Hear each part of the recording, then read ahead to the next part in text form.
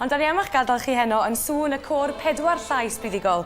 Dyma chi gôr ysgol Glan Clwyd tan nos fory. Hwyl fawr i chi.